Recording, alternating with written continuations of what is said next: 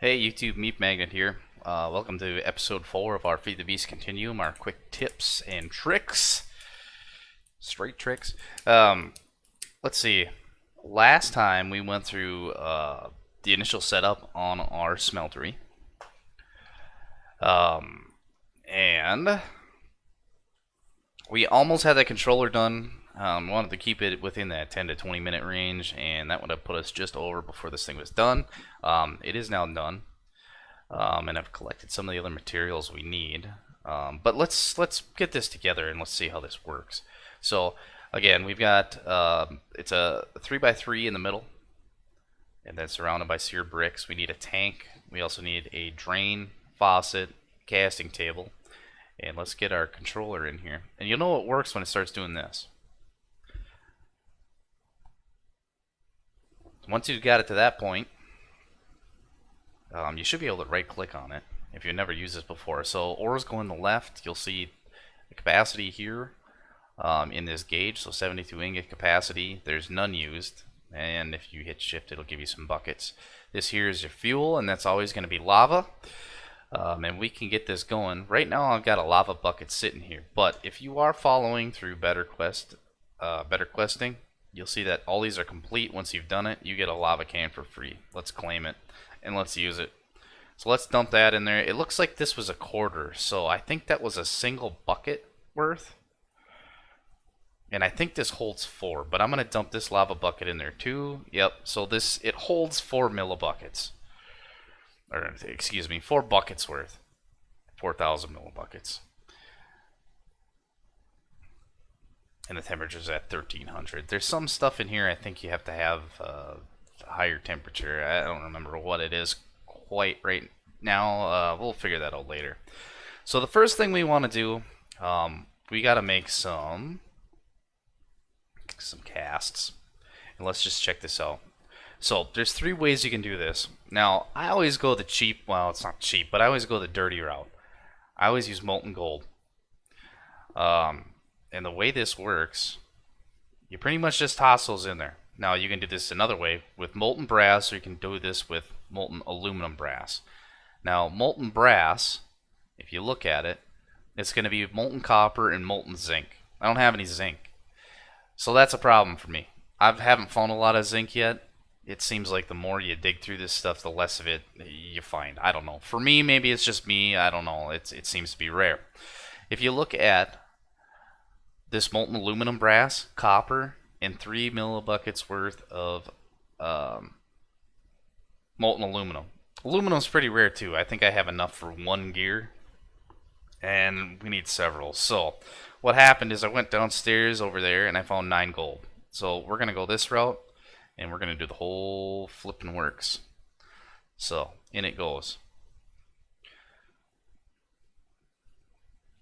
Now one of the first things we're going to need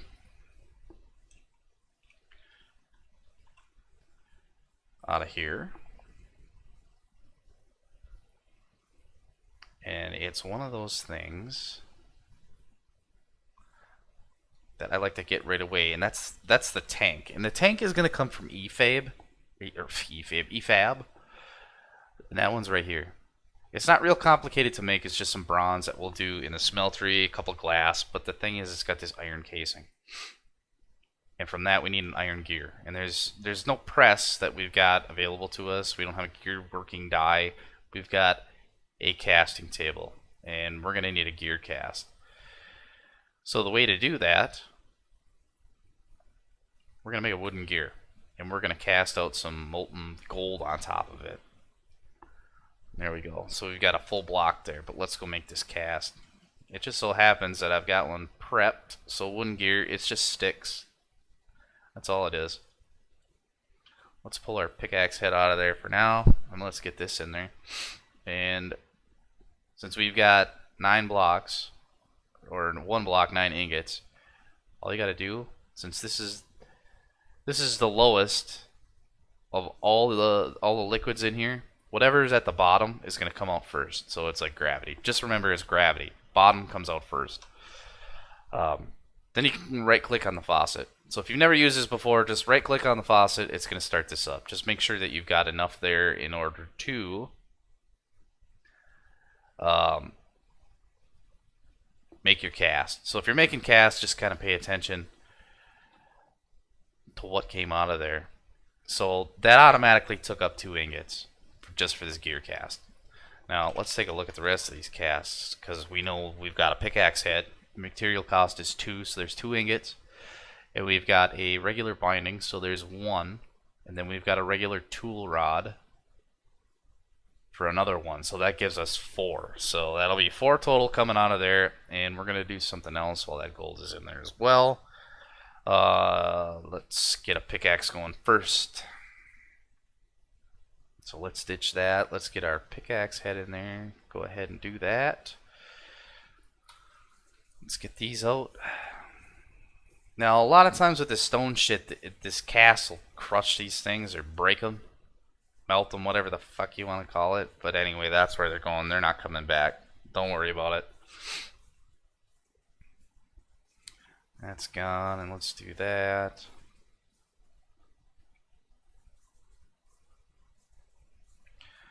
And the one thing I recommend you do is you take an ingot and put this in here, and we should have enough. Or not, we're just shy. That's okay, we'll leave that there. Because I think I'm gonna end up coming back. We'll end up coming back with a little more gold. We might have to take this out of there just because we might have screwed that up a little bit. Just because I wasn't paying attention. We'll be 1 ingot short, which isn't a huge deal. We'll just have to pull it out of there, so we'll have wasted 1. Oh well, that's how it goes. Okay, so let's take a look at this stuff next. And I'm going to kind of do this, it's going to be a weird order, but what I want to do is, now I'm going to make this out of iron. So we're going to dump 2 of these in. And then we're going to put copper in here. But I'm not going to put this tin in here, because if I do that, you have a chance to mix stuff. So just kind of pay attention to what you've got in this smeltery, because depending on what you add to it, it might mix. And then that's not a good time, especially when there's shit in there that you need. I'm going to pull this out of here.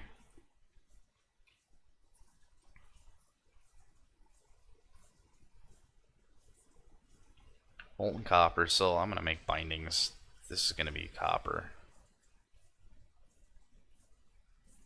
There's that. Let's get this out of here, and then since the pickaxe head should be ready, let's do that out of iron.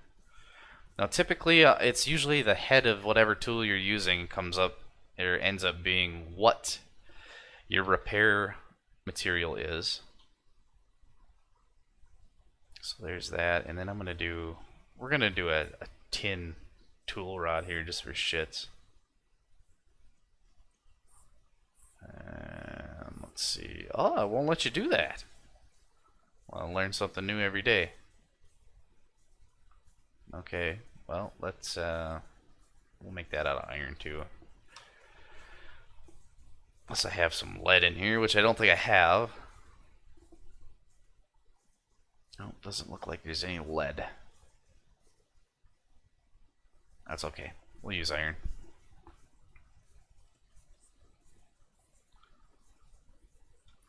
Takes a little bit.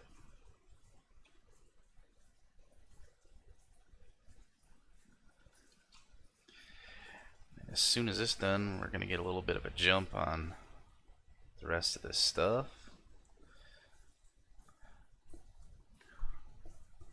Okay, since we can test this now, since this tin won't come out of here, we'll have to switch it. So you click on it. So you got iron and tin. Let's do it now.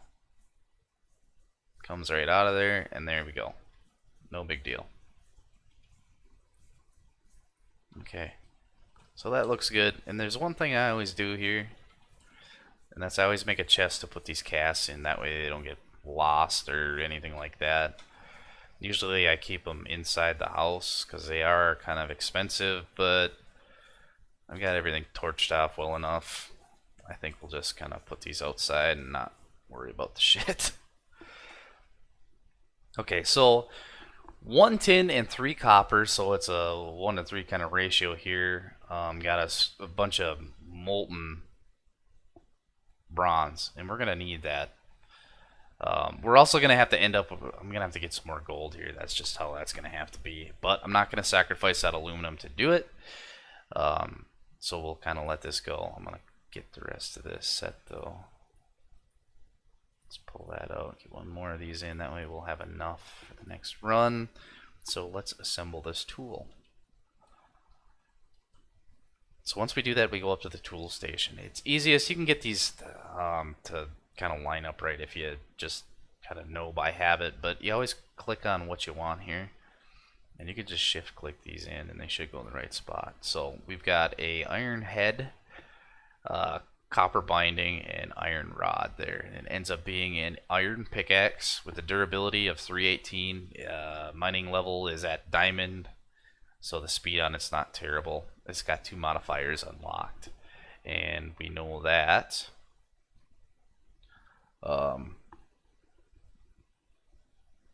the copper binding added the 100 durability to the 204 on pickaxe head, and the tool rod was another 60. So that's kind of what it ended up being.